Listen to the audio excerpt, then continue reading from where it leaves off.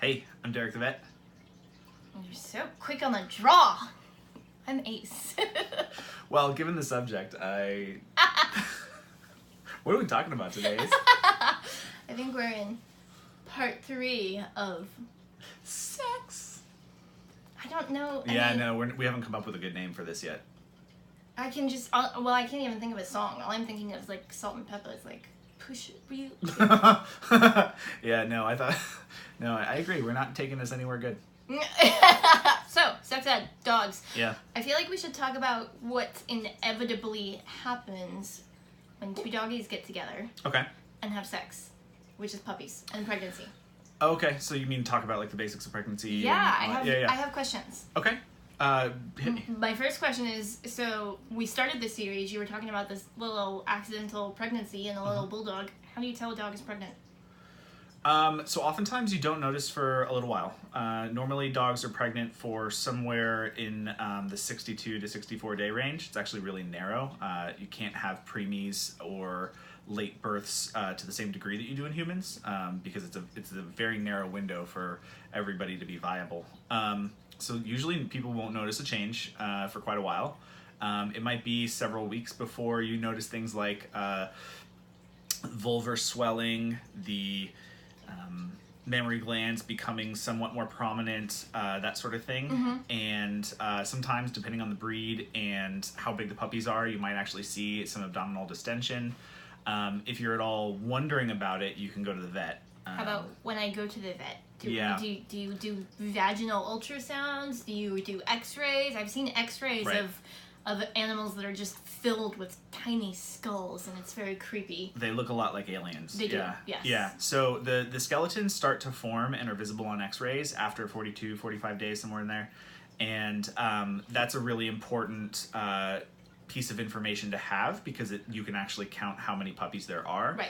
That's really crucial for when it comes time for birth so that you can make sure that you've gotten all of them and you don't need to go in for a C-section or something along those lines. You can determine if they're pregnant a little bit earlier by doing an ultrasound. That's usually somewhere in the 30-ish, 30-something days. And you can also do blood tests, much like humans, where you can detect pregnancy much, much earlier in the process. Though I would hope that folks who are intending to breed their dogs are not using this particular video for that specific information. Please don't. Yeah, adopt a pet. There's so many pets. Please adopt a pet. If we're going to take away anything from these videos, we want you to spay and neuter your animals so that we're not having pregnant animals. We don't want them. Exactly. There are enough puppies in the world. Yeah. So one of the things that you talked to me about years ago when we first started dating was actually the process of terminating a pregnancy in a puppy, which I actually I had never thought about terminating a pregnancy outside of the concept of humans, which is obviously a very fraught conversation. Didn't even know that you could do this. So you can do this while, say, you want your animal to be spayed, you don't want a litter of puppies. Can you tell me a little more? Yeah, so, I mean, most often in dogs, abortions are performed either unexpectedly. So, for example, you run into it not infrequently in a shelter situation. When I was spaying and neutering, 15 to 30 pets a day, you run into it once in a while. And in that process, you're usually doing it in the context of essentially performing a normal spay. In case you're unfamiliar, spaying involves removing either the ovaries or the ovaries and the uterus. And so obviously if you're removing the uterus outside that very narrow window of viability, then they are going to die anyway. And they are affected by all the medications that we use for anesthesia. So at least in the early phases, they are unconscious. And then usually we, depending on how far along they are, we'll take the extra step of injecting a euthanasia solution. Interesting. Yeah. Huh. Well, I did not think we were going to be talking about that. I'm sorry. I didn't mean to bring it down. That's fine. No, and I mean, it's not down. It has to happen in certain situations and in certain cases. The other thing is that usually this happens with breeders, especially with bulldogs and other breeds that have a lot of difficulty with large-headed puppies coming through the birth canal. Sometimes we have to make a really tough decision when we go in to do a C-section and say, are you more keen on making sure that the mother survives, or are you more keen on making sure that the puppy or puppies survive if we have to make a choice? That is a really tough decision that you have to make as both a veterinarian and as an owner. Yeah. Okay, so I'd rather end this on a high note. Can you give me an interesting happy fact about pregnancy? Oh, Johnny on the spot. I know. Honestly, you got me kind of down. Ask me a question. I don't know.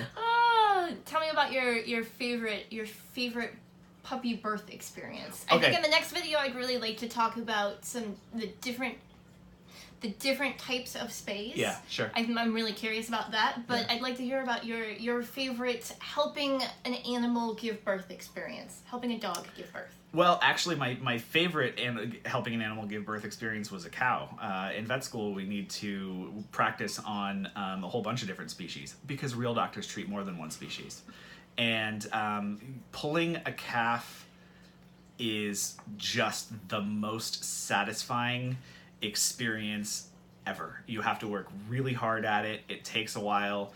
And it's really laborious, and there's this amazing experience right at the end of it where they come out and they already have charm and personality, and they're walking, and it's a really satisfying experience. You're giving me Dr. James Harriet vibes right now. I'm totally. All creatures great and smalling all over the place. Totally.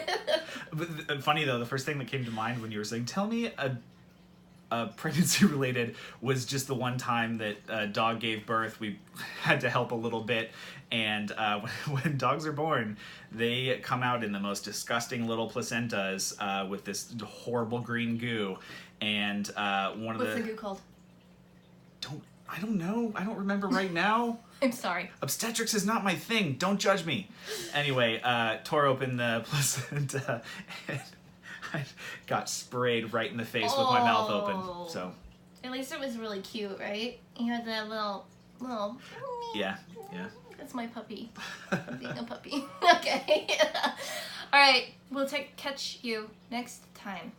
Catch you next time. If you found this useful, go ahead and send us some questions, send us some comments. You can get me on Twitter at Derek the Vet. I'm at Mortuary Report. And we are both at Harper's Promise. Thank you.